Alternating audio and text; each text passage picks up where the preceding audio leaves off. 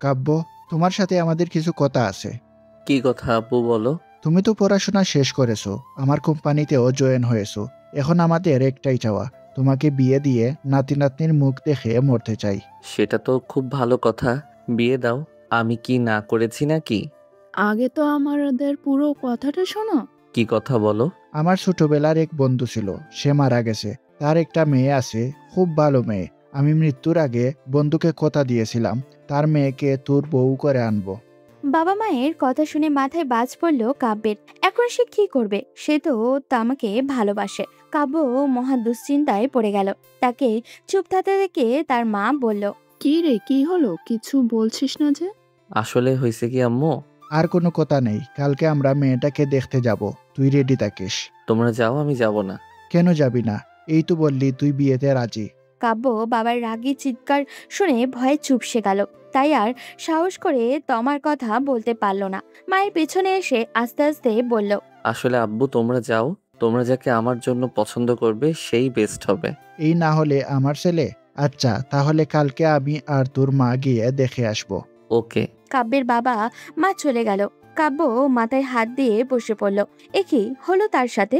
সে তো এই বিয়েতে রাজি নয়, কিন্তু এই কথা তার বাবা মাকে কিভাবে বোঝাবে? ওদিকে সকালবেলা ঘুম থেকে উঠেই চাচির ঝাড়ি খেলো কথা। ঘুম ঘুম চোখে বাইরের দিকে তাকালো। হয়তো একটু আগেই ফজরের আজান হয়েছে।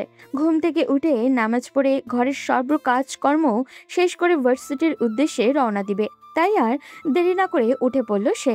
কথার বাবা মায়ের একমাত্র মেয়ে। বাবা মা 6 বছর আগে অ্যাক্সিডেন্টে মারা গেছেন। সেই থেকে চাচা চাচির সাথেই থাকেও। কথার বাবার রেখে যাওয়া বিশাল সম্পত্তির পরেও এইবারের কাজের মেয়ের মতো তাকে থাকতে হয়। চাচা তাকে খুব ভালোবাসেন, কিন্তু চাচি দু চোখেও সহ্য করতে পারেন না। দ্রুত সব কাজকর্ম শেষ করলো সে। এরপর রেডি হয়ে তার চাচুর কাছে গিয়ে বলল, চাচু, আমি কলেজে গেলাম। এই নে মা, এই টাকাটা রাখ, কোনো কাজে লাগবে। 2000 টাকা এগিয়ে দিয়ে কথাটা রফিক সাহেব বললেন। এরই মধ্যে ওর চাচি এসে জোরে বসলো।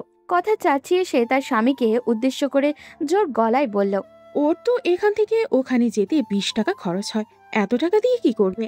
তোমাকে কথা বলতে বলছি, এই নে মা। কথা টাকাগুলো নিতে চাইলেও ওর চাচা জোর করে নিতে না চাইলেও ওর চাচা জোর করে ওর হাতে ধরিয়ে দেয়। কথা টাকাগুলো নিয়ে ভার্সিটিতে চলে আসলো। এবার অনার্স ফাইনাল ইয়ারে পড়ে সে। ক্যাম্পাসে আসতেই ইমার সাথে দেখা। ইমা কথার একমাত্র বেস্ট ফ্রেন্ড, সেই সাথে ওর বাবা কথার বাবার ছোটবেলাকার বন্ধু। ইমা হাতে থাকা ঘড়ির দিকে তাকিয়ে বলল, কিরে, তোর আসতে এত লেট হলো কেন? আরে আজকে উঠতে একটু দেরি হয়ে গিয়েছিল তাই। আর কত মিথ্যা বলবি বল? আর এরকম মিথ্যা বলে কতদিন কাটবে? হয়েছে, আর এত পাকনামি করতে হবে না। এখন চল, ক্লাস শুরু হয়ে যাবে। চল। ক্লাস শেষ করে ইমা আর কথা বেরিয়ে ক্যান্টিনে গেল। সকালে খেয়ে আসেনি কথা। ক্যান্টিনে বসতেই কথা ইমার হাত ধরে বলল, তুই তো প্রতিদিন আমাকে খাওয়াস, আজকে আমি বিল দিব। কেন? তুই দিবি কেন? আজকে আসার সময় চাচ্চু কিছু টাকা দিছে, আমি টাকা দিয়ে কি করব? যেটা দিচ্ছে থাক, কাজে লাগবে। আমি কিন্তু এখন রাগ করব। আচ্ছা, বিল দিস। এরপর দুজনে নাস্তা করে বেরিয়ে গেল।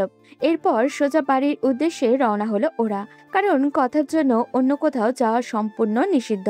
কথা বাড়িতে ঢুকতেই দেখলো কিছু লোক বসে আছে। কথা বাড়িতে ঢুকে তাদের সালাম করে উপরে গেল। একটু পর কথা চাচি আসলেন। আজ তার মুখ বেশ হাসি হাসি। কথা অবাক হলো। তার চাচি বেশ নরম গলায় তাকে বললেন, কথা মা, এই শাড়িটা পরে একটু নিচে আসো তো। কথার চাচির কথা আগামাথা কিছুই বুঝলো না ও, কারণ এর আগে কখনোই তার চাচি তার সাথে এইরকম ব্যবহার করেনি। সব সময় অপায়া অলক্ষী বলে গালাগালি করত। কথা চুপচাপ শাড়িটা হাতে নিয়ে নিল। তার চাচি রুম থেকে যাওয়ার সময় তার দিকে ফিরে একটা মুচকে হাসি দিল। কথা তো পুরোই রোবট হয়ে গেছে। এই প্রাণীর এত পরিবর্তন কেমনে হলো? কথা শাড়িটা পরে আয়নার সামনে দাঁড়ালো। হয়তো অনেকদিন এভাবে নিজেকে দেখা হয়নি ওর। কোমল মুখটা কষ্টের কারণে মলিন হয়ে গেছে। শাড়ি পরে নিচে আসলো কথা, মনে কিছুটা সংশয় নিয়ে। আসতেই বসে থাকা একজন লোক বলল, কেমন আছো কথা মামনি? জি আলহামদুলিল্লাহ, ভালো। আমাকে চিনতে পেরেছো তুমি? জি না। আমি রাজীবের ছোটবেলার বন্ধু আশফাক আহমেদ। জি, আপনি কি আশফাক আঙ্কেল? ছোটবেলায় আপনার কথা অনেক শুনেছি। মাশাল্লাহ ভাই, কথা মামুনিকে আমাদের অনেক পছন্দ হয়েছে। আশা করি আমার ছেলে কাব্যেরও পছন্দ হবে। কথাটা শুনে যেন বাজ পড়ল কথার মাথায়। তার এতক্ষণের আশঙ্কায় সত্যি হলো। কিন্তু সে তো এখন বিয়ে করতে চায় না, সে তো পড়ালেখা করতে চায়। তাই সেখানে এক মুহূর্ত না দাঁড়িয়ে রুমে চলে আসলো। রুমে এসে কান্নায় ভেঙে পড়ল কথা। আজ বাবা মায়ের কথা খুব মনে পড়ছে ওর। তারা থাকলে হয়তো আজ কথার পক্ষে কথা বলতো, কিন্তু তারা তো পৃথিবী ছেড়ে চলে গেছে। ওদিকে কাব্যের মা কথার এমন চলে যাওয়া দেখে কিছুটা অবাক হলো। কথার চাচা চাচির দিকে তাকিয়ে বলল, কি হলো কথা, এভাবে চলে গেল কেন? মনে হয় লজ্জা পাচ্ছে। আচ্ছা, আমি দেখতেছি। কথার চাচ্চু কথার মোর রুমে আসলেন। কথা বিছানায় শুয়ে কাঁদছে। তা দেখে কথার চাচা তাড়াতাড়ি করে কাছে এসে বললেন। কি হয়েছে মামুনি, কান্না করছো কেন? কথা উঠেই তার চাচাকে জড়িয়ে ধরে আবারও কান্নায় ভেঙে পড়ল। কথা চাচা চুপচাপ মেয়ের মাথায় হাত বুলিয়ে দিলেন। তখন কথা কাঁদতে কাঁদতে বলল, চাচ্চু, আমি এই বিয়ে করব না, আমি পড়ালেখা করতে চাই। দেখো মা, আশফাক ভাই তোর বাবা ছোটবেলার বন্ধু, আর কাব্য খুব ভালো ছেলে। আর তুই ওখানে গিয়েও পড়ালেখা করতে পারবি। এখানে থেকে কেন নিজের জীবনকে ধ্বংস করবি? এর চেয়ে বরং কাব্যকে বিয়ে কর, সুখী হবি। কথা কোনো কথা বলতে পারছে না, শুধু কান্না করছে। তার চাচা তাকে অনেক বোঝালেন। অবশেষে কথা রাজি হলো বিয়ে করতে, কিন্তু তাকে অবাক করে দিয়ে 3 দিন পরেই বিয়ের ডেট ঠিক করা হলো। কথার চাচা অনেক জোর করলেন যাতে বিয়েটা একটু পিছিয়ে নেওয়া হয়। তিনি নিজের একমাত্র ভাতিজার বিয়েটা একটু বড় করেই দিতে চান, কিন্তু তাতে বাদ সাধলেন কথার চাচি আর কাব্যের মা। তাদের ইচ্ছা বিয়েটা পরিবারের লোকজনের ভিতরেই সীমাবদ্ধ থাকবে। কথার চাচি না হয় টাকা খরচ ভেবে বিয়ের আয়োজন করতে দেননি, কিন্তু কাব্যের মা কেন এমন করলেন তা বুঝলো না কেউই। অবশেষে কথার বিয়েটা হয়েই গেল, কিন্তু কার সাথে সেটা তো জানা হলো না। কথার শুধু নামটাই শুনেছে, কোনোদিন মানুষটাকে দেখেনি ও। বাসর ঘরে বসে নিজেদের সদ্য বিবাহের স্বামীর অপেক্ষা করছে কথা। মনের মধ্যে অজানা এক কৌতূহলী বাসা বেঁধেছে। কে সেই পুরুষ? একটু পর দরজা লাগানোর শব্দে ফিরে তাকালো কথা। একজন সুদর্শন যুবক তার সামনে দাঁড়িয়ে আছে। কথা উঠে গিয়ে সালাম করলো। লোকটা বিপরীতমুখী হয়ে দাঁড়িয়ে আছে। দুজনের মধ্যে কিছুক্ষণ নীরবতা পালন হলো। নীরবতা ভেঙে কাব্য বলল, দেখুন মিস কথা, আমি আরেকজনকে ভালোবাসি। শুধুমাত্র আমার বাবার কথা রাখতে গিয়ে আপনাকে বিয়ে করেছি। তাই প্লিজ আমার কাছে স্বামীর অধিকার আশা করবেন না। বাসর রাতে স্বামীর কাছে এমন কথা শুনে ভাঙা মনটা কাব্যের ধ্বংস হয়ে গেল কথার। সে শুধু নীরব হয়ে কথাগুলো শুনছিল। কথার এবার যেন রাগ হলো। চরম বিরক্তিতে ভ্রুযুগল কুঁচকে এলো ওর। খানিকটা কড়া গলায় প্রশ্ন করলো, তাহলে কেন আমার জীবনটা নষ্ট করলেন? আই এম সরি, আসলে আপনার জীবন আমি নষ্ট করতে চাইনি। আপনার বাবা আমার বাবাকে কথা দিয়েছিল আমাদের বিয়ে দিবে, তাই আব্বু জোর করে রাজি করিয়েছে। চিন্তা করবেন না, আমি আপনাকে ডিভোর্স দিয়ে দিব। ডিভোর্সের কথা শুনে পায়ের নিচ থেকে মাটি সরে গেল কথার। কি করবে সে? ওই বাড়িতে গেলে চাচি তাকে খুন করে ফেলবে। কথার সব ভাবনায় মগ্ন হলো। বিয়ের রাতে এমন ভয়ঙ্কর বিষণ্ণ কল্পনা করতে চায়নি সে দুনিয়ার কেউই। কাব্য দাঁড়িয়ে না থেকে চেঞ্জ করে নিল। কথা এখনো ঠায় দাঁড়িয়ে আছে। তখন কাব্য কথার কাছে এসে বলল, মিস কথা, দেখুন আপনি এরকম করবেন না, শুয়ে পড়ুন। কথা আর কোনো দিকে না তাকিয়ে ফ্রেশ হয়ে নিজের লাগেজ থেকে কাপড় বের করলো। এরপর চেঞ্জ করে সোজা বিছানায় গিয়ে শুয়ে পড়লো। তাকে বিছানায় শুতে দেখে কাব্য বলল, দেখুন আমি আপনার সাথে এক বেড শেয়ার করতে পারবো না। বালিশটা দিন, আমি সোফায় ঘুমাচ্ছি।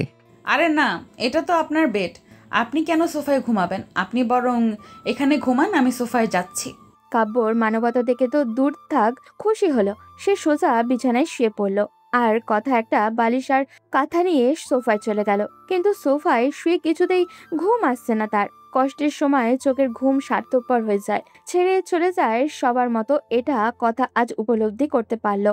কোনো মতে শেষ রাতে গিয়ে হালকা একটু চোখ বন্ধ হলো তার। কিন্তু ফজরের আজান শুনে তাড়াতাড়ি ঘুম থেকে উঠে গেল।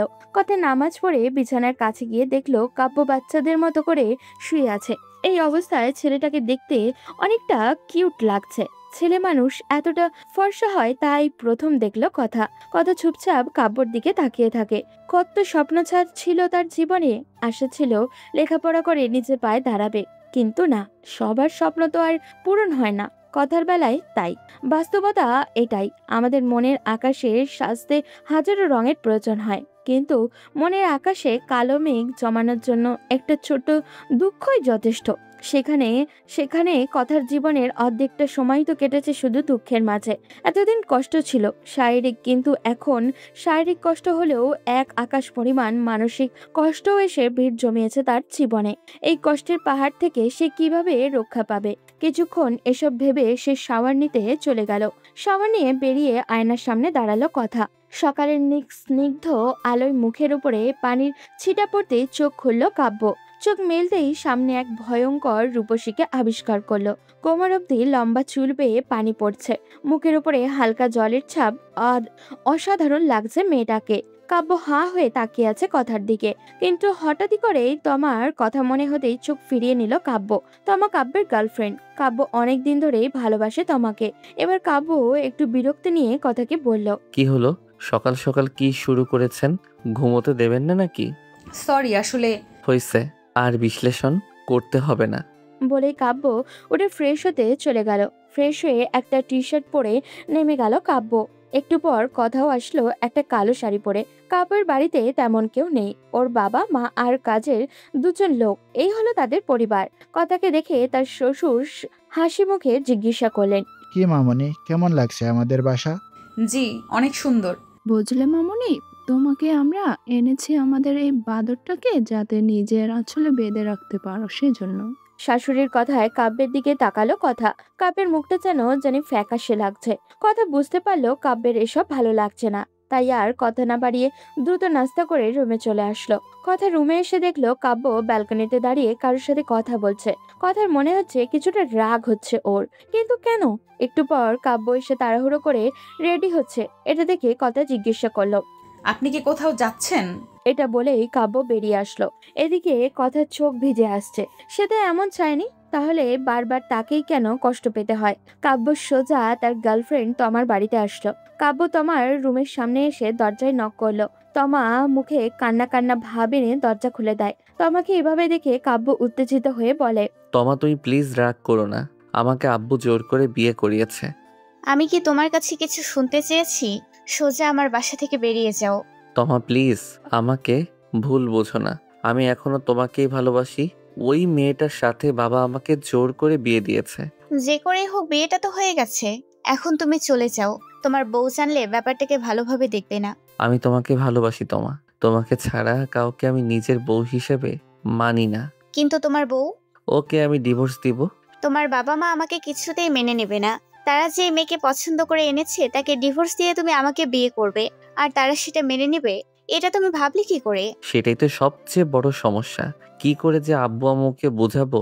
ওয়েট, এক কাজ করি, চলো আমরা পালিয়ে যাই। তমা কথাটা শুনে কিছুটা থমকে যায়। সে ভাবেনি কাব্য তাকে এই মুহূর্তে এইসব প্রস্তাব দিবে। সে কিছুটা অপ্রস্তুত হয়ে যায়। তমা মনে মনে বলে, পালিয়ে গিয়ে কি নিজের পায়ে নিজে কুড়াল মারবো? আমার তো মূল লক্ষ্যই তোমার বাবার সেই বিশাল সম্পত্তি নিজের করে নেয়া। পালিয়ে গেলে কি সেটা সম্ভব হবে? কি হলো তমা, কথা বলছো না কেন? দেখো বাবু, আমরা যদি পালিয়ে যাই তাহলে তোমার আব্বু আম্মু, আমার আব্বু আম্মু সবাই অনেক কষ্ট পাবে। আমি তাদেরকে কষ্ট দিতে পারবো না। তাহলে এখন আমরা কি করব? আমার মাথায় একটা বুদ্ধি এসেছে, চলো ভেতরে গিয়ে বলছি সব। বলেই তমা কাব্যকে টেনে নিজের রুমের ভিতরে নিয়ে যায়। এরপর কাব্যকে কি করতে হবে সেটা সব বলে দেয়। সব শুনে কাব্য কিছুটা অপ্রস্তুত হয়ে যায়। সে আপত্তি জানিয়ে বলে, কি বলছো তমা? আমরা নিজেদের সুখের জন্য আরেকজনের জীবন নষ্ট করব? এটা আমি কিছুতেই পারবো না। তুমি কি আমাকে ভালোবাসো না কাব্য? আমাকে পেতে চাও না? অবশ্যই আমি তোমাকে পেতে চাই। তোমাকে পাওয়ার জন্য আমি নিজের জীবন দিয়ে দিব। সেটাই তো, তুমি আমার জন্য এত কিছু করতে পারবে, সেখানে আমি তো তোমাকে সামান্য এন্টিং করতে বলছি। তারপরেও আমাদের দুজনের স্বার্থের জন্য একটা মেয়ের জীবন এভাবে নষ্ট করব কেন? আমাদের সুখের জন্য এটুকু করতে পারবা না? আর ওই মেয়েকে, যে তার জন্য তোমার এত দরদ উতলে উঠছে? আমার ভয় হচ্ছে তমা। আচ্ছা তাহলে যাও, আর কোনোদিন আমার কাছে আসবা না। ওই মেয়ের সাথেই সংসার করো। আমিও আমার বাবা মায়ের পছন্দের কাউকে বিয়ে করে নিব। এরকম বলো না প্লিজ। তোমাকে না পেলে আমি মরে যাব। তুমি যা বলবে আমি তাই করব। এই তো আমার সোনা বাবু, এর জন্যই তো তোমাকে এত ভালোবাসি। বলে তমা কাব্যকে জড়িয়ে ধরল। কাব্যের কিছুতেই দ্বিধা কাটছে না। তারা যেটা করতে চাইছে সেটা কি ঠিক? কিন্তু তমাকে পেতে হলে তো তাকে এই কাজ করতেই হবে। এরপর কাব্য বাড়িতে আসার পথে তমার প্ল্যান অনুযায়ী একটা বেলি ফুলের মালা আর কয়েকটা চকলেট নিয়ে আসে। রুমে ঢুকতেই দেখলো কথা সোফায় বসে বই পড়ছে। কাব্য সোফার পাশে গিয়ে বসলো। কিন্তু মনে অজানা এক ভয় হচ্ছে, তাই আবারও চলে গেল বিছানায়। কথা কিছু না বলে বই রেখে চলে গেল। কাব্য শুয়ে ফোন টিপছিল। একটু পরেই কথা হাতে চায়ের কাপ নিয়ে আসলো। এরপর কাপটা কাব্যের দিকে এগিয়ে দিয়ে বলল, আম্মু বলল এই সময় আপনি চা খান, তাই নিয়ে আসলাম। এই, আপনার মাথায় কি সমস্যা আছে? কতবার বলবো আমার সামনে বউয়ের দায়িত্ব পালন করতে আসবেন না? আমি আপনাকে সহ্য করতে পারি না। বলেই কাব্য চায়ের কাপটা ধাক্কা দিয়ে ফেলে দেয়। গরম চা ছিটকে পড়ে কথার পায়ের উপরে। কথার চোখ দিয়ে শুধু পানি পড়ছে, কিন্তু মুখ থেকে কোনো আওয়াজ বেরোচ্ছে না। তার ইচ্ছা করছে চিৎকার করে কান্না করতে, কিন্তু তা তো সম্ভব নয়। এদিকে কাব্য ছাদে এসে মাথায় হাত দিয়ে বসে পড়ল। তার কিছুই ভালো লাগছে না। সে চাইলেও কথার সাথে ভালো ব্যবহার করতে পারছে না। এভাবে আরো 2 দিন কেটে গেল। কথার আর কাব্যের সম্পর্কেও এখনো প্রথম দিনের মতনই। আজ আবারও কাব্য আসার সময় চকলেট আর বেলি ফুলের মালা নিয়ে আসলো। সেদিনের ফুলগুলো শুকিয়ে হয়তো কাঠ হয়ে গেছে। ওই দিন কাব্য চাইলেও দিতে পারেনি, কিন্তু আজ তাকে যে করেই হোক এগুলো কথাকে দিতেই হবে। কাব্য বাসায় এসে দেখলো কথা সোফায় পা দুলিয়ে বসে গল্পের বই পড়ছে। কাব্য চুপচাপ কথার পাশে বসলো। কথাও দেখেও না দেখার ভান করলো। তখন কাব্য আস্তে করে জিজ্ঞাসা করলো, কি করেন? দেখছেন না বই পড়ি। আপনার জন্য একটা সুসংবাদ আছে। ডিভোর্স পেপার এত তাড়াতাড়ি রেডি করে ফেলেছেন? আমি তো শুনলাম কয়েক মাস নাকি সময় লাগে। না, ওসব কিছু না। আসলে আমি আপনাকে একটা কথা বলতে চাই। কি হলো মিস্টার? গলার স্বর এত নরম কেন? জ্বরটর হলো নাকি আবার? আরে না, কিছুই হয়নি। তাহলে এরকম করছেন কেন? কাব্য তখন কথার 2 হাত নিজের হাতের মুঠোয় নিয়ে নিল। কথা কাব্যের ব্যবহারে চমকে গেল। এই ছেলের আবার হলো কি হঠাৎ করে? কাব্য বেশ নরম গলায় বলল, আসলে আমার মনে হয় আমি আপনার প্রেমে পড়ে গেছি। কিভাবে? তা জানি না, পথে আসতে দেখলাম একটা লোক এইগুলো বিক্রি করছে, তাই নিয়ে আসলাম। বলে কাব্য পকেট থেকে বেলি ফুলের মালাটা এগিয়ে দিল কথার দিকে। কথা অবাক হলেও হাসি মুখে তা গ্রহণ করলো। এবার সুখবর শুনেন। আব্বু বলছে কালকে থেকে আপনাকে নিয়ে ভার্সিটিতে যাওয়ার জন্য। সত্যি বলছেন?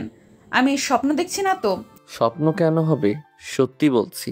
কথা লাফ দিয়ে কাব্যকে জড়িয়ে ধরলো। কিছুটা অপ্রস্তুত থাকায় থমকে গেল কাব্য। কথা যখন বুঝতে পারলো তখন সরে আসলো। কাব্য এখনো ঠায় দাঁড়িয়ে আছে। মনের ভিতরেই কেউ যেন হাতুড়ি পিটাচ্ছে। কতবার সে তোমাকে জড়িয়ে ধরেছে, কিন্তু এই রকম ফিলিংস কখনো হয়নি। কিন্তু কথা জড়িয়ে ধরার পর অদ্ভুত এক ফিলিংস হচ্ছে। কথা হাসি মুখে বলল, আমি সত্যি অনেক happy, thank you so much. আমি কি ধন্যবাদ শুনতে চাইছি? আমার উত্তর কই? কথা কিছুটা সন্দিহান চোখে তাকায় কাব্যের দিকে। কাব্য ইনোসেন্ট ফেস করে দাঁড়িয়ে আছে। তা দেখে কথা কিছুটা হেসে জিজ্ঞাসা করলো, আপনার গার্লফ্রেন্ডের কি হলো?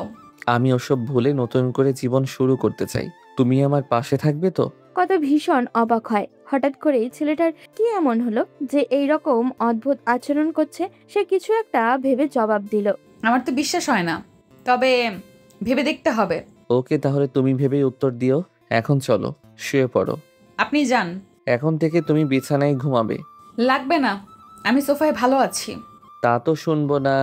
বলেই কাব্য কথাকে কোলে তুলে বিছানায় শুইয়ে দেয়। কথা তো আশ্চর্যের চরম পর্যায়ে পৌঁছে যাচ্ছে কাব্যের এমন ব্যবহারে। তাহলে কি সত্যি কাব্য তাকে মেনে নিল? কিন্তু এটা কিভাবে সম্ভব? কাব্য তো বিয়ের রাতেই তার সাথে ডিভোর্সের কথা বলল। কথা যখন এইসব ভাবছিল তখনই কাব্য তার মুখের কাছে মুখ এনে ফিস ফিস করে বলল, বিয়ে করে এনেছি কি সোফায় শোয়ানোর জন্য? কাব্যের গরম নিঃশ্বাসের কথা ফিল করতে পারছে ও। তার অস্থির লাগছে। সে ধাক্কা দিয়ে কাব্যকে সরিয়ে দেয়। কাব্য হালকা হেসে কথার পাশে শুয়ে পড়ে। দুজনের মাঝে অনেকক্ষণ নীরবতা পালন চলল। এরপর কখন যে ঘুমিয়ে পড়েছে খেয়ালই নেই। সকালবেলায় কাব্যের ঘুম ভাঙতেই দেখলো কথাকে সে জড়িয়ে ধরে ঘুমিয়ে আছে। মেয়েটা তার বুকের মধ্যে মুখটা লুকিয়ে রেখেছে। কিন্তু কাব্য তো তমাকে ভালোবাসে, তারপরেও এই মেয়েটাকে তার চোখে সুন্দর লাগছে কেন? তমার কথা মনে হতেই কাব্য উঠে ফ্রেশ হতে চলে যায়। শাওয়ার নিয়ে বেরিয়ে রেডি হয়ে নিচে যায়। একটু পরে কথাও নিচে আসে। এ কি কথা মা, তুমি এখনো রেডি হও নাই? কাব্য তো একটু পর বেরিয়ে যাবে। কথা প্রায় ভুলে গেছিল। সে দৌড়ে রুমে গিয়ে রেডি হয়ে নামে। কালো একটা 3 পিস পরে বের হয় কথা। কাব্য কথার দিকে তাকাতেই চোখ আটকে যায়। ঘোর লাগা দৃষ্টিতে তাকিয়ে আছে সে। তার আব্বু আম্মু যে পাশে সেটা খেয়ালই নেই। কথা খানিকটা লজ্জা পেয়ে কাব্যর কাছে এসে বসলো। চলুন। কথার ডাকে বাস্তবে ফেরে কাব্য। সে নিজেও খানিকটা লজ্জা পায় তার এই রকম ব্যবহারে। কাব্য ড্রাইভ করছে। কথা পাশে বসে আছে। বাতাসে কথার লম্বা চুলগুলো এলোমেলো হয়ে যাচ্ছে। এটা দেখতে খুব ভালো লাগছে কাব্যের, কিন্তু কথার ভালো লাগছে না। শেষে বিরক্তি হয়ে কথা চুলগুলো বেঁধে নেয়, কিন্তু কাব্য এটাতে বিরক্তি হয়, কারণ তার চুলগুলো দেখতে খুবই ভালো লাগছিল। চুলগুলো বাঁধলে কেন? তো কি করব? তোমার চুল খোলা অবস্থায় সুন্দর লাগে, এভাবে ভালো লাগছে না। লাগবে আমার সুন্দর লাগা। কিন্তু আমার লাগবে। বলেই কাব্য টান দিয়ে চুলগুলো ছেড়ে দেয়। কথা প্রথমে কিছুটা রাগ করলেও পরে কাব্যের হাসি হাসি মুখটার দিকে তাকিয়ে কিছু বলতে পারলো না। একটু পর তার ভার্সিটিতে পৌঁছায়। ভার্সিটির গেটের সামনে কথাকে নামিয়ে দিল কাব্য। কথা গাড়ি থেকে নেমে মুচকি হেসে বলল, ওকে, আপনি তাহলে অফিসে চলে যান। ভিতরে কি বয়ফ্রেন্ড আছে? কি বলেন এসব? তাহলে এভাবে তাড়িয়ে দিচ্ছ কেন? কোথায় ভাবলাম তোমার বান্ধবীদের সাথে পরিচয় করিয়ে দিবা।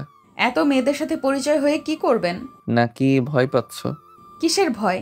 আমি কোনো ভয় পাই না, চলুন ভেতরে। এরপর তারা দুজনে ভিতরে প্রবেশ করলো।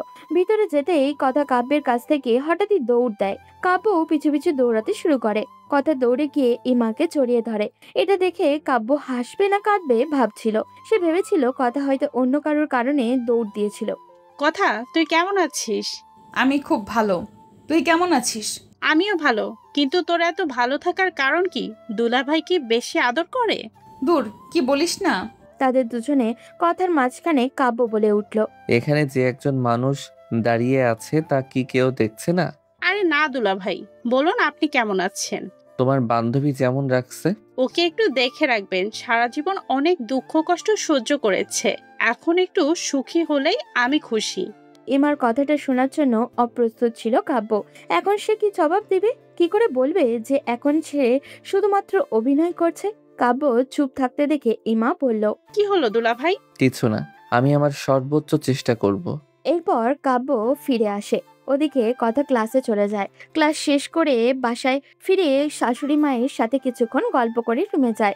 বিকেলে কাব্য অফিস থেকে ফিরে রেস্ট নিচ্ছিল। সন্ধ্যা নামতে আর কিছুক্ষণ বাকি।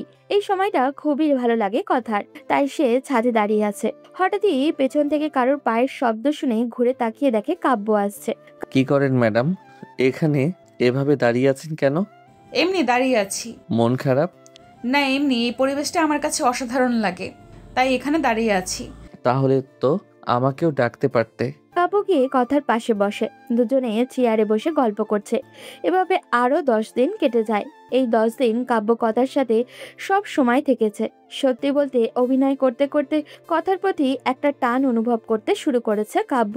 এই অনুভূতি অন্য সব কিছুর থেকে আলাদা। ওদিকে তমা কাব্যকে জোর করছে সবকিছু শেষ করার জন্য। কাব্য বিশাল দুটানায় পড়ে গেছে। কি করবে বুঝে উঠতে পারছে না। তমা কাব্যের ব্যবহারে বুঝতে পারছে না কাব্য সত্যি সত্যি মেয়েটার প্রতি দুর্বল হয়ে পড়েছে। বারান্দায় দাঁড়িয়েছিল কাব্য। তখন তমা কল করলো। কাব্য বারান্দার এক কোণে গিয়ে ফোনটা ধরলো। ওপাশ থেকে তমা বলল, কাব্য সোনা, কি করো? কিছু না, বসে আছি। তুমি আমার সাথে দেখা করতে পারবে প্লিজ? কোথায় দেখা করব? তমা একটা ঠিকানা দেয়। কাব্য দেরি না করে ঠিকানা অনুযায়ী একটা রেস্টুরেন্টে পৌঁছায়। রেস্টুরেন্টের সামনে দাঁড়িয়ে আছে কাব্য। সে মনে মনে চিন্তা করলো, আজ তো আমাকে সে বলে দিবে যে কাজটা তার দ্বারা সম্ভব হবে না। সে কথাকে ভালোবেসে ফেলেছে। তমা যেন তার বাবার পছন্দের ছেলেকে বিয়ে করে নেয়। কিন্তু কাব্য যেই মাত্র রেস্টুরেন্টে ঢুকলো তার মাথায় যেন আকাশ ভেঙে পড়লো, কারণ তার সামনের টেবিলে তমা আর কথা বসে আছে। কাব্যকে আসতে দেখে তমা এগিয়ে আসলো। হাত বাড়িয়ে কাব্যকে জড়িয়ে ধরতে যাবে, তখন কাব্য সরে যায়। তমা কিছুটা বিরক্ত হলেও কাব্যকে হাত ধরে নিয়ে যায় কথার সামনে। কাব্য চোখ তুলে তাকাতে পারছে না কথার দিকে।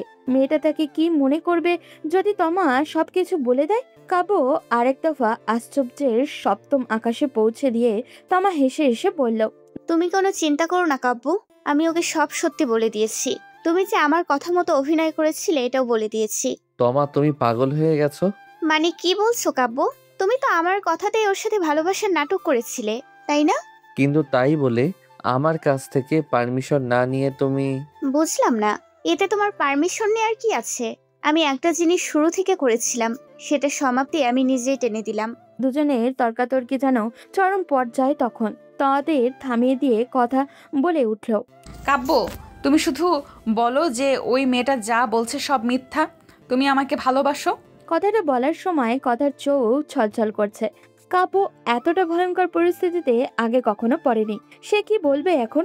কাব্য কিছু বলতে যাবে তার আগেই তমা রাগ দেখিয়ে বলল, তোমাকে কতবার বলবো, কাব্য তোমার সাথে আমার কথা মতো অভিনয় করেছিল আর তুমি সেটাকে সিরিয়াস ভেবেছিলে। How funny. আপনি চুপ করুন, আমি ওর মুখ থেকে শুনতে চাই। আসলে কথা তমা যা বলছে সব সত্যি, কিন্তু পুরো কথা শেষ হওয়ার আগেই কথা কান্না করতে করতে বেরিয়ে পড়ল। কাব্য কথাকে আটকানোর জন্য পিছন পিছন গেল, কিন্তু কথা একটা সিএনজিতে উঠে গেল। ওদিকে তমা দাঁড়িয়ে শুধু মজা দেখছে। কাব্য গাড়ি নিয়ে বেরিয়ে গেল বাসার দিকে। পুরো পথ কাব্যের কাছে আগুনের মতো লাগছিল। মনে হচ্ছিল তার বুকে কে যেন অনবরত আঘাত করে যাচ্ছে। কাব্য বাসায় আসতেই তার আব্বু আম্মু এসে ঘিরে ধরলেন। কাব্য তার বাবার দিকে তাকিয়ে অসহায়ভাবে প্রশ্ন করলো, আব্বু কথা কি বাসায় আসছে? খবরদার, তোর ওই মুখে আমাকে আব্বু ডাকবি না। আমার বন্ধুর আমানত আমি তোর হাতে তুলে দিয়েছিলাম, তুই এভাবে তার প্রতিদান দিলি। আব্বু আমার কথাটা তো শুনো। আমি তোর কোনো কথা শুনতে চাই না। আজ এই মুহূর্তে তুই এই বাড়ি থেকে চলে যাবি। এই সম্পত্তির উপর তোর কোনো অধিকার নেই। কাব্য তার বাবার কথায় অবাক হলো না, কারণ সে জানতো এমন কিছুই হবে। সে দৌড়ে রুমে গেল। গিয়ে দেখলেও কথা ব্যাগ গোছাচ্ছে।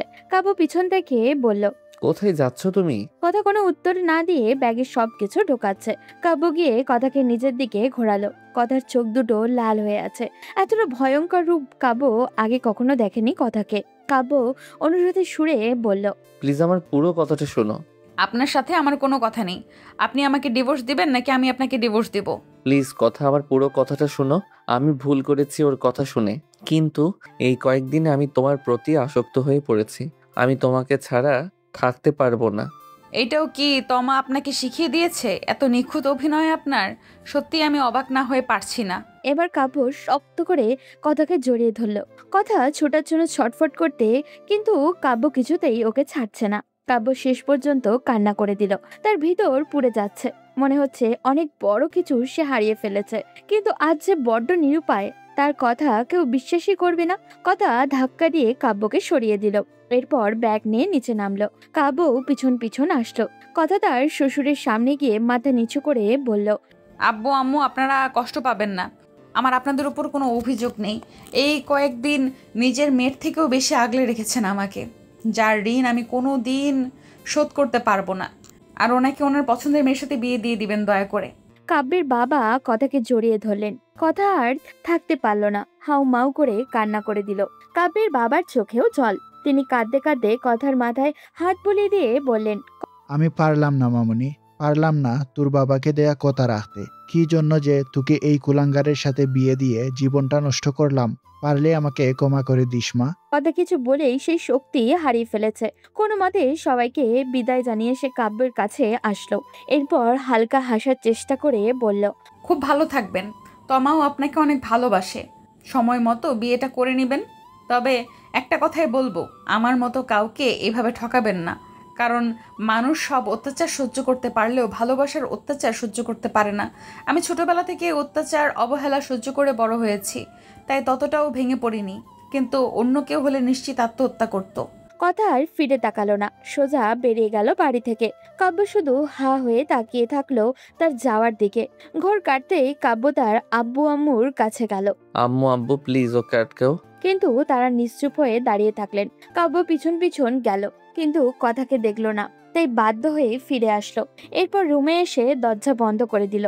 আজ কান্না তার কোনো উপকারে আসবে না। সত্যি সে অপরাধ করেছে, তার কোনো ক্ষমা নেই। ওদিকে কথা বাড়ি থেকে বেরিয়ে হাঁটতে লাগলো অজানা গন্তব্যে। তার পা যেন আর চলছে না। যতটা সামনে এগোচ্ছে মনে হচ্ছে পিছন থেকে কেউ ধরে রেখেছে।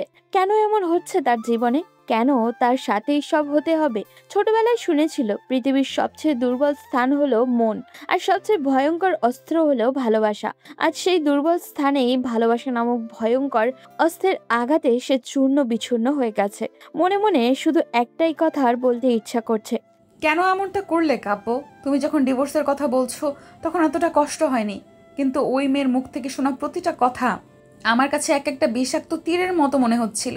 তুমি তো সরাসরি আমাকে বলতে পারতে, তাহলে কেন আমাকে দূরে সরানোর জন্য এই পথ বেছে নিয়েছিলে? কথা কোথায় যাবে, কিভাবে থাকবে, এসব চিন্তা করতে করতে ফোন বের করে ইমাকে কল করলো। ইমা তার কথা শুনে তাড়াতাড়ি গাড়ি নিয়ে পৌঁছালো। ইমা আর ইমার ভাই রিফাত কথাকে নিয়ে তাদের বাড়িতে আসলো। কথাকে সোফায় বসিয়ে ইমা এমন অস্থিরতা শুরু করলো যেন ঘটনাটা কথার সাথে নয়, বরং তার সাথেই ঘটেছে। ইমা কথার হাত চেপে ধরে বলল, প্লিজ দোস্ত, আমাকে পুরো ঘটনা খুলে বল, আমার খুব টেনশন হচ্ছে। কথা আস্তে আস্তে সবকিছু খুলে বলল তাদের। সব শুনে ইমা আর তার ভাই বলল, সারা জীবন কথা এখানেই থাকতে পারবে। ইমার বাবা মা বিদেশে থাকেন, ওখানে এত বড় বাড়িতে শুধু তারা ভাই বোন থাকে। কথাকে একটা রুম দেওয়া হলো। কথা রুমে ঢুকে দরজা বন্ধ করে দিয়ে কান্নায় ভেঙে পড়ল। ওদিকে কাব্য সেই যে রুমে ঢুকেছিল আর একটা বাড়ির জন্য রুম থেকে বের হয়নি। সন্ধ্যাবেলা বের হয়ে কথাকে খুঁজতে বের হলো। প্রথমে কথার বাড়িতে গেল, কিন্তু সেখানে তো কথা নেই। কাব্য কি করবে ভেবে পারছে না। শেষে ইমার কথা মনে হতেই কাব্য ইমার বাড়ির দিকে রওনা দিল। পথে তমার সাথে দেখা। কান্নার কারণে কাব্যের মুখটা ফ্যাকাশে হয়ে গেছে। তা দেখে তমা কাব্যের হাত ধরে বলল, কাব্য, তুমি কোথায় যাচ্ছ? আর তোমার এই অবস্থা কেন? কাব্যের রাগ হতে লাগলো তমার উপরে, কিন্তু কিছু বলতে পারছে না। কিছুক্ষণ চুপ থাকার পর কাব্য একটা লম্বা নিঃশ্বাস ফেলে বলল, আসলে তমা, সত্যি বলতে আমি কথার প্রতি আসক্ত হয়ে পড়েছি। কথা চলে যাওয়া মাত্র আব্বু আমাকে তার সব কিছু ছেড়ে চলে যেতে বলছে। তার সম্পত্তির উপর আমার আর কোনো অধিকার নেই। এই কথা শুনে তমার মাথায় যেন বাজ পড়লো। তার এতদিনের পরিশ্রম সব বিফলে গেল। তাহলে সে বুঝতে পারলো কাব্য তার হাত থেকে বেরিয়ে গেছে, তাই নতুন শিকার খুঁজতে হবে। কাব্য তমাকে নিশ্চুপ থাকতে দেখে রহস্যময় একটা হাসি দিয়ে ইমার বাড়ির দিকে গেল। তমা এবার তাকে আর আটকালো না। তা দেখে কাব্য তাচ্ছিল্যের সুরে হাসলো। লম্বা একটা সময় মানুষের সাথে সম্পর্কে থাকলে কিছুটা হলেও তো সেই মানুষ সম্পর্কে ধারণা পাওয়া যায়। কাব্য ইমার বাসার সামনে দাঁড়িয়ে দরজায় নক করতেই ইমা দরজা খুলল। কাব্যকে এই সময় তার বাসায় দেখে সে অবাক হলো। নিজেকে স্বাভাবিক করে গম্ভীর কণ্ঠে প্রশ্ন করলো, মিস্টার কাব্য, আপনি এখানে কেন? প্লিজ ইমা, আমার কথাটা শোনো। আমি জানি কথা এখানে আছে, তুমি প্লিজ ওর সাথে আমার দেখা করিয়ে দাও। অসম্ভব। এখন আপনি ওর সামনে গেলে ও আরো কষ্ট পাবে। যদি কথাকে ধোকা দিয়ে আপনার মনে হয় সে কিছুই বোঝে না, সে বোকা, তাহলে আপনি ভুল ভাবছেন মিস্টার কাব্য। কারণ যারা ধোকা খায় তারা আসলে অবুঝ নয়, বরং তারা আপনাদের মতন মানুষকে এতটা বিশ্বাস করে যার যোগ্য আপনারা নন। আপনিও আমার বান্ধবীর যোগ্য নন মিস্টার কাব্য, তাই ভালোই ভালোই বলছি, চলে যান এখান থেকে। বলে দরজা অফ করে দিল ইমা। কাব্য বাইরে এসে ইমাদের গেটের সামনে দাঁড়িয়ে থাকলো। ওদিকে কথা ব্যালকনিতে এসে নিচে কাব্যকে দেখে অবাক হয়। লোকটাকে দেখলেই তার কষ্ট হয়। এখন কেন এখানে আসলো? কথা কাব্যকে মন থেকে ভালোবেসেছিল, কিন্তু কি আর করার, সবার কপালে তো আর সুখ থাকে না। কাউকে একবার মন থেকে ভালোবেসে ফেলার পর অসুবিধা এটাই, তাকে ছাড়া বেঁচে থাকাটা মৃত্যুর চেয়েও অনেক কঠিন মনে হয়। কথার ইচ্ছা করছে মরে যেতে, কারণ তার জীবনের প্রতিটা মুহূর্ত তাকে মৃত্যু যন্ত্রণা দিচ্ছে। কথা আর সেখানে দাঁড়াতে পারলো না, সোজা রুমে চলে আসলো। কাব্য কখন সেখান থেকে চলে গেছে সেটা কথা জানে না। রাতে সে খেতে চাইছিল না, কিন্তু ইমা জোর করে খাইয়ে রুম পর্যন্ত নিয়ে আসে। এরপর নিজে দাঁড়িয়ে থেকে কথাকে ঘুমাতে বলে। কথা চোখ বন্ধ করতেই ইমা চলে গেল তার রুমে। কিন্তু ঘুম কি এত সহজে ধরা দেয়? সে তো ধরা দেয় না। কথা বিছানার এক পাশে শুয়ে অপর পাশে তাকিয়ে আছে। এই কয়েকদিনে কাব্য তার একটা অভ্যাসে পরিণত হয়েছিল। রাতে শুয়ে কাব্যর সাথে করা দুষ্টুমির কথা মনে হতেই কথার অস্থিরতা শুরু হলো। কেউ একজন বলেছিল মন খারাপের রাতগুলো খুব দীর্ঘ হয়, আর সেটা হাড়ে হাড়ে টের পাচ্ছে কথা। রাত যেন একদমই শেষই হতে চায় না। ওদিকে কাব্য আনমনে রাস্তা দিয়ে হাঁটছে। আজ যে সে বড়ই নিঃস্ব, তার কিচ্ছু করার নেই। কাব্য রাস্তার পাশে হেলান দিয়ে বসে কান্না করছে। বাসায় ফিরে যাবে সেই মুখটাও ওর নেই। এভাবে কতক্ষণ বসেছিল খেয়াল নেই। বসে থাকতে থাকতে একসময় সেখানেই ঘুমিয়ে পড়লো কাব্য। পরদিন সকালে ঘুম ভাঙতেই কাব্য লক্ষ্য করলো সে রাস্তায় শুয়ে আছে। জীবনটা কত অদ্ভুত, তাই না? গতকালও সে বিখ্যাত এক বিজনেসম্যানের আদরের সন্তান ছিল, কিন্তু আজ সে রাস্তার কুকুরের মতো শুয়ে আছে। ওদিকে সকালে ঘুম ভেঙে যাওয়ার পর কথা কাব্যকে মিস করতে থাকে, কারণ এই কয়দিন ঘুম থেকে উঠে দেখতো সে কাব্যের বুকে মাথা দিয়ে শুয়ে আছে। আজ কাব্য নেই, কিন্তু ওর স্মৃতিগুলো তো রয়ে গেছে। কাব্যের চোখ থেকে অজান্তেই 2 ফোঁটা অশ্রু গড়িয়ে পড়ল। কত ফ্রেশ হয়ে বিছানায় বসে আছে। একটু পর ইমা এসে জোর করে একটু পর ইমা এসে জোর করে টেবিলে নিয়ে গেল নাস্তা করাতে। কথা ইমার দিকে তাকিয়ে চুপচাপ প্লেট নাড়ছে। তখন রিফাত বলল, কথা, তুমি যদি চাও তাহলে আমি একটা হেল্প করতে পারি। আমার অফিসে একটা পোস্ট খালি আছে, যদি চাও তুমি জয়েন করতে পারো।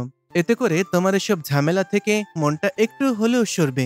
ভাই কিন্তু খারাপ কিছু বলেনি, তুই বিষয়টা ভেবে দেখিস, হয়তো আজকে কাজের মধ্যে থাকলে এসব ঝামেলা থেকে মুক্ত থাকতে পারবি। কথা কিছুটা চিন্তা করে হ্যাঁ বলে দিল।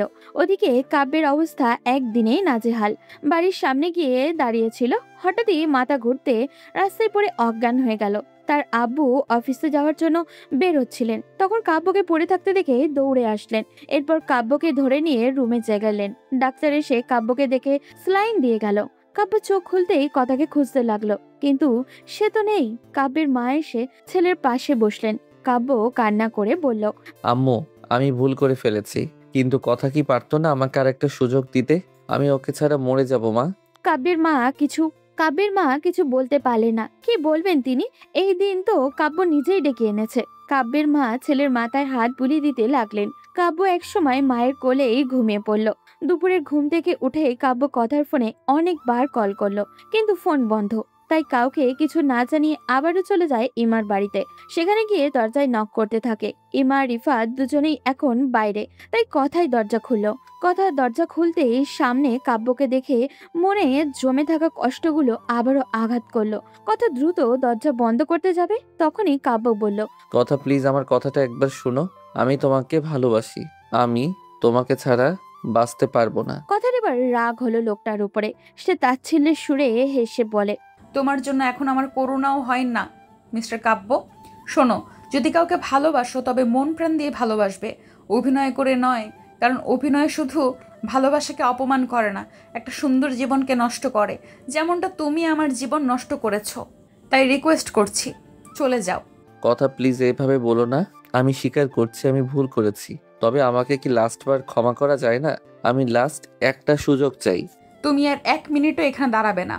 তোমাকে আমার ঘৃণা লাগে, আর কখনো আমার সামনে আসলে আমার মরা মুখ দেখবে। কথা শোনো মিস্টার কাব্য, আপনি যাবেন নাকি আমি নিজের কোনো ক্ষতি করে ফেলবো? কাব্য স্তব্ধ হয়ে গেল। কি বলবে সে? কথা যদি সত্যি নিজের কোনো ক্ষতি করে ফেলে তাহলে কি হবে? কাব্য উত্তেজিত হয়ে বলল, প্লিজ তুমি নিজের কিছু করো না, আমি এখনই চলে যাচ্ছি। বলেই কাব্য চলে গেল। কথা দরজা বন্ধ করে মাটিতে বসে পড়ল। কান্নায় ভেঙে পড়েছে সে। ভালোবাসার মানুষের সাথে এমন ব্যবহার বড় কষ্ট দিয়েছে তাকে। কাব্য ওখান থেকে যাওয়ার সময় একটা দোকানে উঠে অনেকগুলো সিগারেটের প্যাকেট কিনে রুমে এসে দরজা বন্ধ করে দিল। শুনেছে সিগারেটের ধোঁয়ার সাথে নাকি কষ্টগুলো একটু ভোলা যায়, সেই প্রচেষ্টাই করবে সে। রুমে এসে সিগারেট ধরিয়ে টান দিতে লাগলো। ওদিকে বিকেলে ইমা এসে কথাকে ড্রয়িং রুমে বসে থাকতে দেখে অবাক হয়ে গেল। সে কথাকে তুলে রুমে নিয়ে গেল। এরপর কথার মাথায় হাত বোলাতে বোলাতে বলল, কিরে, হঠাৎ করে কি হলো তোর? এভাবে কান্না করছিস কেন? ও আসছিল, আমি ওকে তাড়িয়ে দিয়েছি। বলে কথা ইমাকে জড়িয়ে ধরে কান্না করতে শুরু করলো। ইমা বুঝলো কথার মনের অবস্থা, তাই সে চুপচাপ কিছুক্ষণ সেখানেই বসে রইল। কথা যখন একটু শান্ত হলো তখন ইমা তাকে শুইয়ে দিয়ে নিজের রুমে গেল। পরদিন ইমা রিফাতকে বলল কথাকে অফিসে নিয়ে যেতে। বাসায় ওকে একা রেখে গেলে কখন কি মাথায় আসবে আর নিজের ক্ষতি করে ফেলবে। মানুষের মন কখন কি চিন্তা আসে কে জানে। কথাকে এই ব্যাপারে বললে সেও রাজি হয়ে গেল। এরপর রিফাত আর কথা দুজনে অফিসের উদ্দেশ্যে রওনা দিল। কাব্য সেই কাক ডাকা ভোরে এসে ইমার বাড়ির সামনে থাকা টঙের দোকানে বসে এক ধ্যানে যদি একটাবার মেয়েটাকে দেখতে পায়। কিন্তু কথাকে রিফাতের সাথে বের হতে দেখে তার বুকটা ফেটে যাচ্ছে। ওদিকে রিফাতও আগে থেকেই কথাকে পছন্দ করত, কিন্তু কোনোদিন বলতে পারেনি। এখন একটা সুযোগ আছে ওর জন্য, কিন্তু কথা যদি অ্যাকসেপ্ট না করে তাহলে ওর বোনের সাথেও সম্পর্ক নষ্ট হবে। তাই রিফাত নীরবে নিজের ভালোবাসাকে আগলে রেখেছে। যদি কখনো কথা কাব্যকে ভুলতে পারে তাহলে হয়তো সেদিন রিফাত কথার সামনে নিজের ভালোবাসার কথা প্রকাশ করবে। এদিকে কাব্য বাসায় ফেরার সময় কয়েকটা মদের বোতল কিনে আনলো। মা বাবার আড়ালে সেগুলো রুমে এনে দরজা বন্ধ করে দিয়ে খেতে লাগলো। এই ভয়ঙ্কর জিনিসটা হয়তো তাকে এই ভয়াবহ কষ্ট থেকে কিছুটা হলেও তো মুক্তি দিবে, কিন্তু সবকিছু ক্ষণিকের জন্য। এভাবে কেটে গেল সপ্তাহখানেক। কাব্যর প্রতিদিন সকালে ওই দোকানে গিয়ে বসে থাকে আর অপেক্ষা করে আর অপেক্ষা করে কথা কখন বের হবে। কিন্তু কথা প্রতিদিনই বের হয়, তবে সেটা একা নয়, রিফাতের সাথে। কাব্য মনে মনে সিদ্ধান্ত নিল রিফাতের সাথে কথা বলবে, কিন্তু প্রায় 8 থেকে 10 দিন রিফাতের সাথে একান্তে কথা বলতে চাইলেও রিফাত তাকে ইগনোর করত। শেষ একদিন বিকালে রিফাতকে শপিং মলের সামনে রাস্তায় দাঁড়িয়ে থাকতে দেখে কাব্য জোর করে তাকে আটকালো। রিফাত বিরক্ত কি হয়ে সমস্যা বলল, আপনার? কয়েকদিন থেকে বড্ড জ্বালাচ্ছেন আপনি। প্লিজ ভাই একটু হেল্প করেন। কথা তো আপনাদের বাসায় থাকে, ওকে একটু বোঝান প্লিজ। আমি ওকে ছাড়া বাঁচবো না। কেন? ওকে কষ্ট দেওয়ার সময় মনে ছিল না এসব? এখন কেন কথা বলতে চাচ্ছেন? আপনি কি ভেবেছেন আমরা কথাকে আপনার হাতে তুলে দেব যাতে আপনি আবার ওকে কষ্ট দিতে পারেন? প্লিজ এইভাবে বলবেন না। বিশ্বাস করুন, আমি ওকে অনেক ভালোবাসি। ওকে কষ্ট দেওয়ার কথা আমি কল্পনাও করতে পারি না। ওকে আমিও ভালোবাসি, তাই বলে আমি কি ওর সাথে এরকম অভিনয় করেছি? কি বলেন এসব? ভালোবাসেন মানে? ও আমার বিবাহিত স্ত্রী। কিসের বিয়ে? যে বিয়েতে বাসর ঘরে ডিভোর্সের কথা হয় সেই বিয়ে আমি মানি না। কথা খুব তাড়াতাড়ি মুক্ত হয়ে যাবে আপনার এই বিয়ে নামক নাটক থেকে। ওর জীবনে আপনার ছায়াও আমি পড়তে দেব না। কাব্য আর থাকতে পারল না, রেগে রিফাতের কলার চেপে ধরল। রিফাতও কম কিসে, সেও ধাক্কা দিয়ে কাব্যকে রাস্তায় ফেলে দিল, সেখান থেকে চলে গেল। এরপর থেকে রিফাতের সাথে কথা বলার কোনো সুযোগই কাব্য পায়নি। কেটে গেল আরো 4টা মাস। কাব্য কয়েকদিন থেকে খেয়াল করেছে তার মাথায় প্রচন্ড ব্যথা হয়, আর কিছু খেতে ভালো লাগছে না, হাঁটতে কষ্ট হয় তার। কাব্য সারাদিন রুমের এক কোণে পড়ে থাকে। রুমটা অগোছালো, চারিদিকে ছড়িয়ে ছিটিয়ে আছে অসংখ্য সিগারেটের প্যাকেট। কাউকে রুমের কাছেও আসতে দেয় না কাব্য। তার বাবা মা ছেলের এই অবস্থা দেখে কান্নায় বুক ভাসাচ্ছেন। ওদিকে কথাও প্রতি রাতে কাব্যকে মিস করে। এখন তার নিজের প্রতি এখন রাগ হয়, কেন করলো এমনটা? কাব্যের সাথে কথা দেখা হয়নি অনেক দিন, কেমন আছে সে? এদিকে কাব্য সিঁড়ি দিয়ে নিচে নামছিল, হঠাৎ করেই হোঁচট খেয়ে সিঁড়ি থেকে গড়িয়ে গিয়ে নিচে পড়ে। তার বাবা মা দৌড়ে এসে গিয়ে দেখতে কাব্য সেন্সলেস হয়ে পড়ে আছে। তখন তার বাবা মা তাকে তুলে তাড়াতাড়ি হাসপাতালে নিয়ে যায়। সেখানে যাওয়ার পর পরীক্ষা নিরীক্ষা করে ডাক্তার হতাশ হয়ে বলল, রোগের অবস্থা তো ভয়ঙ্কর। অতিরিক্ত মাদক সেবনের ফলে ফুসফুস এবং একটা কিডনি ড্যামেজ হয়ে গিয়েছে, আর একটা কিডনিও প্রায় নষ্ট হওয়ার পথে। ডাক্তারের এমন কথা শুনে কাব্যের বাবা মাথায় বাজ পড়ল। তাদের ছেলের এমন অবস্থা আর তারা একটুকুও বুঝলো না। কাব্যের মা তো এটা শুনে প্রায় পাগল হয়ে গেছেন। কাব্যের বাবা ডাক্তারের দিকে তাকিয়ে অনুরোধের সুরে বলল, ডাক্তার, যত টাকা লাগে আমি দিব, তবুও আপনি কিছু একটা করুন। আমার একটা মাত্র ছেলে, ওর কিছু হয়ে গেলে ওর কিছু হয়ে গেলে আমরা কি করব? সরি, আমার এখন কিছুই করার নেই। আপনাদের উচিত আল্লাহকে ডাকা, এছাড়া আর কোনো উপায় নেই। ওনাকে বাঁচাতে হলে ওনার 2টা কিডনি পরিবর্তন করতে হবে, আর এভাবে উনি বেশি হলে 1 মাস বাঁচবেন, এরপর সব আল্লাহর হাতে। কাব্যের বাবা মা দুজনেই বাকরুদ্ধ হয়ে গেলেন। কাব্যের মা দাঁড়ানো থেকে ঠাস করে পড়ে গেলেন মেঝেতে। তা দেখে কাব্যের বাবা নিজেকে শক্ত করলেন। প্রায় 2 ঘন্টা পর কাব্যের জ্ঞান ফিরেছে। ডাক্তার সেই খবর দিতেই কাব্যের বাবা মা দৌড়ে তাকে দেখতে কেবিনে আসলো। কাব্যের অবস্থা খুবই ভয়াবহ, মুখের হাড়গুলো স্পষ্ট দেখা যাচ্ছে, পুরো শরীর যেন কঙ্কালের মতো, চোখগুলো আগুনের মতো লাল হয়ে গেছে। কাব্যের মা ছেলের এই অবস্থা দেখে কাব্যকে জড়িয়ে ধরে হু হু করে কেঁদে উঠলেন। কাব্য দুর্বল হাতে মাকে আলতো করে জড়িয়ে ধরে ভাঙা কণ্ঠে বলল, আব্বু আম্মু, তোমরা কথাকে প্লিজ বলো আমার সাথে একটাবার দেখা করতে। আমি ওকে একবার দেখতে চাই বাবা। হে বাবা, আমি আজই যাব, ওর পায়ে ধরে হলেও এখানে নিয়ে আসবো। বাবার এমন কথায় কাব্য ভয় পেয়ে গেল। তাহলে কি তার বড় কোনো অসুখ হলো? তার বাবা তো সাধারণ কোনো কারণে কান্না করতে মতো মানুষই নন। কাব্য বাবার দিকে তাকিয়ে হালকা হাসার চেষ্টা করে বলল, আমি মনে হয় বেশি দিন বাঁচবো না, তাই না? কে বলে সে বাঁচবি না? তুই খুব তাড়াতাড়ি সুস্থ হয়ে যাবি। কাব্য তার ছেলের সুরে হাসলো। তার বাবার ভাঙা কণ্ঠই বলে দিচ্ছে সে কঠিন রোগে আক্রান্ত। কিছুক্ষণ পর ডাক্তার এসে কাব্যের বাবা মাকে বের করে দিয়ে কাব্যকে ইঞ্জেকশন দিল। কাব্য আবারও বেহুশ হয়ে গেল। কাব্যের বাবা আর এক মুহূর্ত সেখানে না দাঁড়িয়ে সোজা ইমার বাসার দিকে রওনা হলো। ইমা, রিফাত, কথা সবাই বাসায়ই ছিল। কাব্যের বাবা মা দুজনে গিয়ে তাদের হাত জোর করে বললেন যেন তারা কাব্যকে দেখতে একটা বার যায়। কথা প্রথমে বুঝলো না, কিন্তু পরে যখন কাব্যের এই অবস্থা শুনলো তখন আর নিজেকে সামলাতে পারলো না। দৌড়ে বাড়ি থেকে একাই বেরিয়ে পড়লো। তাকে এভাবে দৌড়াতে দেখে পিছন পিছন বাকিরাও আসলো। কথাকে নিয়ে যাওয়া হলো হাসপাতালে। কাব্যের কেবিনের সামনে গিয়ে দাঁড়িয়ে আছে তারা। 40 মিনিট পর ডাক্তার তাদের দেখা করার অনুমতি দিল। সবাই কথাকে একা পাঠালো কাব্যের কাছে। কাব্য উল্টো দিকে ফিরে শুয়েছিল। কাব্যের কেবিনে ঢোকার শব্দে ফিরে তাকাতেই দুজনের চোখাচোখি হয়ে যায়। দুজনের চোখেই জল। কাব্য চুপচাপ তাকিয়ে আছে কথার দিকে। কথা দৌড়ে গিয়ে কাব্যকে জড়িয়ে ধরল। কাব্য অসহায় গলায় বলল, কথা আমাকে প্লিজ ক্ষমা করো। আমি অনেক বড় ভুল করেছি। তুমি ক্ষমা না করলে আমি মরেও শান্তি পাবো না। প্লিজ চুপ করো, এসব বলো না, তোমার কিচ্ছু হবে না। কাব্য আর কিছু বলল না। কথা কাব্যের হাত জড়িয়ে ধরে কাব্যের পাশে বসে থাকে। কাব্য এই দিনটার অপেক্ষায় কত নির্ঘুম রাত কাটিয়েছে তার হিসাব নেই, কিন্তু আজ যখন আসলো তখন আর সময় নেই। এটাই হয়তো ভাগ্য। ফজরের সময় কাব্যের হঠাৎ করেই বুকে প্রচন্ড ব্যথা শুরু হয়। ইমা আর কাব্যের বাবা মা দৌড়ালো ডাক্তারকে খবর দিতে। রিফাত কাব্যের বেডের পাশেই দাঁড়িয়ে আছে। কথা উঠতে যাবে তখন কাব্য ওর হাত ধরে বলে, কথা একটা রিকোয়েস্ট করি। বলো। রিফাত ভাই তোমাকে অনেক ভালোবাসেন। আমি চলে গেলে ওনার সাথে তুমি সুখে থাকবে। উনি আমার মতো অভিনয় করবেন না। আর রিফাত ভাই, কথাকে আমি আপনার কাছে আমানত রেখে গেলাম। প্লিজ ওকে সারা জীবন আগলে রাখবেন। কাব্যের এমন কথা শুনে কথা কাব্যকে জড়িয়ে ধরে হাউ মাউ করে কেঁদে দিল। কাব্য বুঝলো তার দিন ফুরিয়ে এসেছে। ডাক্তার আস্তে আস্তে বুকের ব্যথাটাও আস্তে আস্তে কমে আসছে। আজকাল প্রায়ই এমন তীব্র ব্যথার সম্মুখীন হয় সে। এই ব্যথা আবার নিজে থেকেই সেরে যায়। সকাল হয়ে গেল। তারপরও আরেকটা সন্ধ্যা। পুরো একটা দিন কথা কাব্যের পাশে থেকেছে, কাব্যের দেখাশোনা করেছে। কাব্য সহ্য করতে পারছিল না এইসব।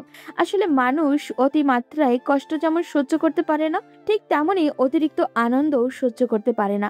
কাব্যের ভীষণ ইচ্ছা করছে বাঁচতে, কিন্তু তার হাতে তো সময় নেই। রাতে সবাই কাব্যকে ঘুমিয়ে থাকতে দেখে কেবিনের বাইরে ছিল, আবার কেউ নিচে গিয়েছিল টুকটাক কাজে। এদিকে কাব্য কেবিনের জানলার কাছে উঠে গিয়ে বাইরে তাকিয়ে আছে। জানলার কাছেই একটা গাছ। কাব্যের হঠাৎ কি হলো কে জানে, সে নিজেকে ঠিকঠাক করে নিয়ে গাছটা বেয়ে বাইরে চলে গেল। কাব্য খুব ভালো করেই বুঝতে পারছে সে বেশি দিন বাঁচবে না, তাই সে চায় না কথা তার লাশ দেখে কান্না করুক। এসব চিন্তা মাথায় নিয়ে কাব্য হসপিটালের নিচে নেমে অজানা এক গন্তব্যের উদ্দেশ্যে দৌড়াতে লাগলো। এদিকে একটু পরে কেবিনে একজন নার্স এসে কাব্যকে না পেয়ে ডাক্তারকে ডাকে। ডাক্তার এসে অনেক খোঁজাখুঁজি করেও কাব্যকে পায় না। তাদের এসব গোলমালের মধ্যেই কথা সহ বাকিরা সবাই ভিতরে চলে আসে। কাব্যকে না দেখে কথা ডাক্তারকে জিজ্ঞাসা করলো, ডক্টর, আমার স্বামী কোথায়? এই অবস্থায় কোথায় গেল? দেখুন, আপনারা স্বামীকে আমরা এখানেই রেখে গিয়েছিলাম। এখন আমরাও খুঁজছি। একটু ওয়েট করেন, আমার অ্যাসিস্ট্যান্ট সিসিটিভি ফুটেজ আনতে গেছে। একটু পর একজন হসপিটালের সব সিসিটিভি ক্যামেরার ফুটেজ নিয়ে আসে। হসপিটালের বাইরে থাকা সিসিটিভি ক্যামেরায় পালিয়ে যাওয়ার দৃশ্য ধরা পড়ে। কাব্য এভাবে পালাতে দেখে সবাই হতবাক হয়ে যায়। ডাক্তার নিজেও জীবনের প্রথম কোনো রোগীকে এমনভাবে পালাতে দেখল। তখন ডাক্তার কাব্যের বাবা মাকে উদ্দেশ্য করে বলল, তিনি এমনটা কেন করলেন? আর ওনার যে কন্ডিশন, তাতে চিকিৎসা না করালে। কথা ডাক্তারের কথা শুনে বেহুশ হয়ে যায়। কাব্যের বাবা রিফাত সবাই কাব্যকে খুঁজতে লাগলো, কিন্তু কাব্যের কোনো খোঁজ নেই। প্রায় 1 সপ্তাহ খোঁজার পর যখন কাব্যকে পাওয়া গেল না, তখন সবাই ধরে নিল কাব্য হয়তো মারা গেছে। কিন্তু কথা এটা বিশ্বাসই করে না। সে বিশ্বাস করে যে কাব্য ফিরে আসবে। এরপর থেকে শুরু হলো আরো এক ভয়ঙ্কর অবস্থা। প্রায় 1 বছর পার হয়ে গিয়েছে কাব্য হারিয়ে যাওয়ার। কাব্য মারা গেছে নাকি বেঁচে আছে সবারই অজানা, কিন্তু ওর স্মৃতি রয়ে গেছে পুরো পরিবারের মাঝে। রিফাতের সাথে কথার আর বিয়ে হয়নি। কথা নিজেও আগের মতো নেই।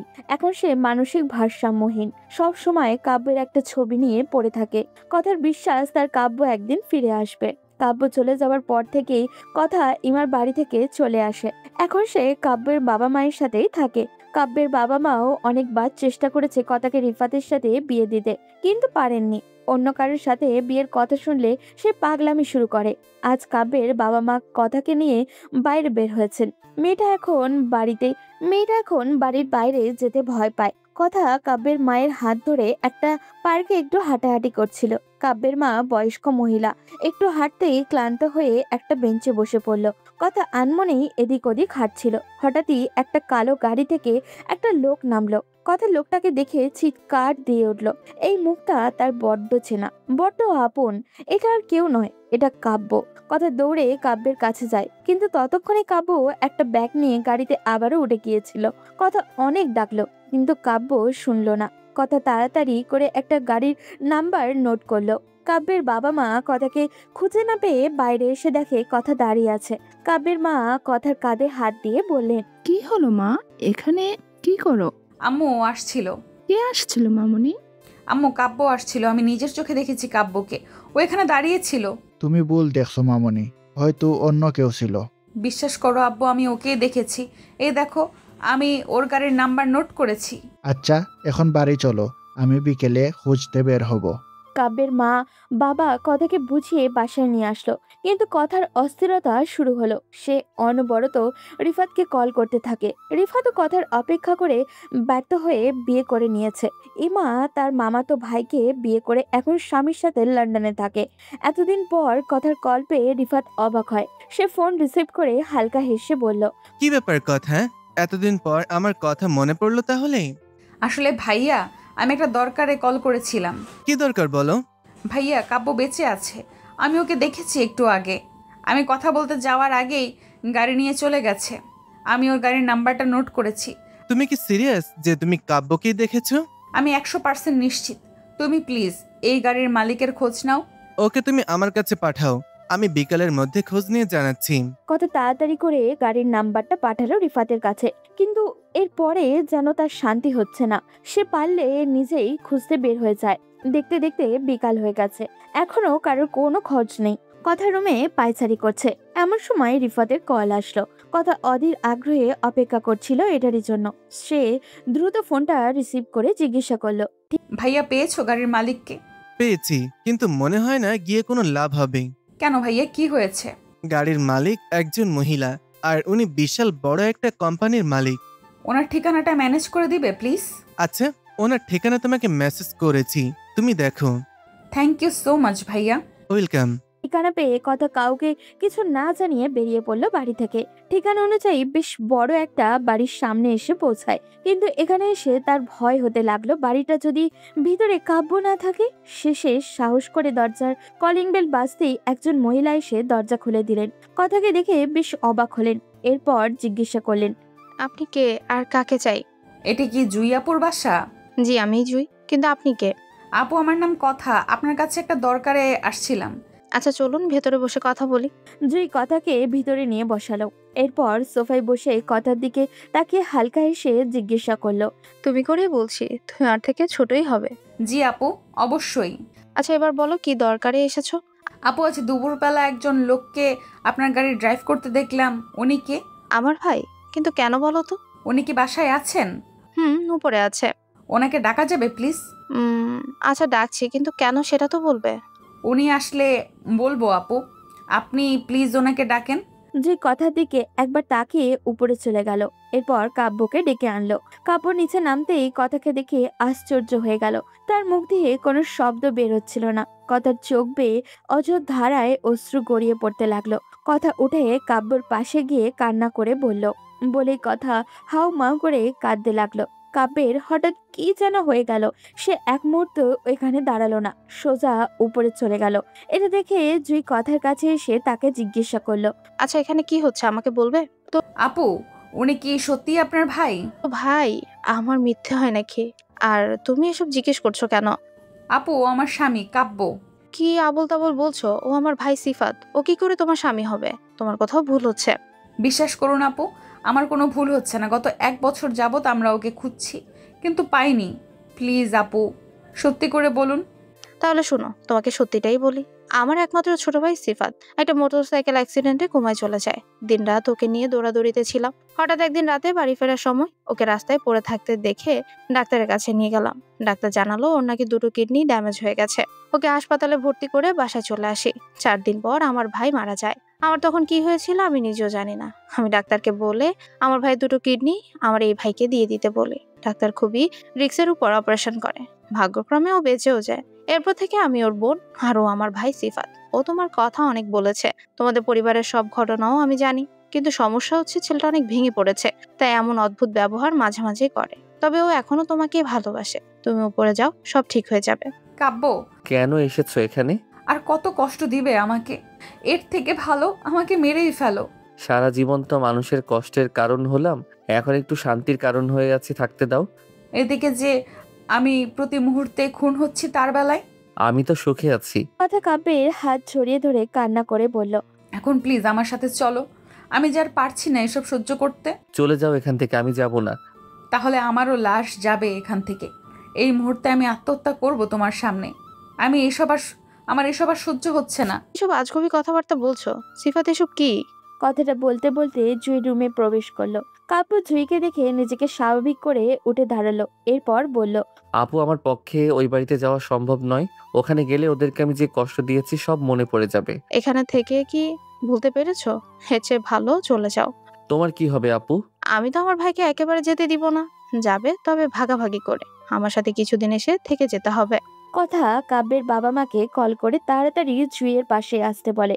জুইও মেহমানদের জন্য খাবারের আয়োজন করতে নিচে যায়। এদিকে কাব্য কথার সামনে কান ধরে দাঁড়ায়। কথা কাব্যের হাত ছাড়িয়ে কাব্যকে শক্ত করে জড়িয়ে ধরে বলল, আর কোনোদিন ছেড়ে গেলে খুন করে ফেলবো। কি অনেক কষ্ট দিচ্ছ আমাকে। আমি তো আড়াল থেকে তোমাকে সবসময় ভালোবেসে গেছি। এখন সেই ভালোবাসা দিয়ে সব কষ্ট ভুলিয়ে দিব। আমাকে মাফ করে দিও। তোমাকে এভাবে ফিরিয়ে না দিলে হয়তো এতদিন কষ্ট পেতে হতো না। চুপ, ওসব কথা আমি আর মনে করতে চাই না। এখন থেকে নতুন করে আমাদের জীবন শুরু করব। বলে কাব্য কথাকে শক্ত করে জড়িয়ে ধরলো। মূলত বিশ্বাস থাকলে সবই সম্ভব। যদি নিজের ভালোবাসার উপরে বিশ্বাস থাকে তাহলে হারিয়েও সেই ভালোবাসা আবারও ফিরে পাওয়া সম্ভব। কাব্য আর কথা ভালো থাকুক তাদের জীবনে, এটাই প্রত্যাশা। আজ এই পছন্দই। দেখা হবে পরবর্তী কোনো গল্পতে। সেই পছন্দ সবাই ভালো থাকবেন এবং সুস্থ থাকবেন।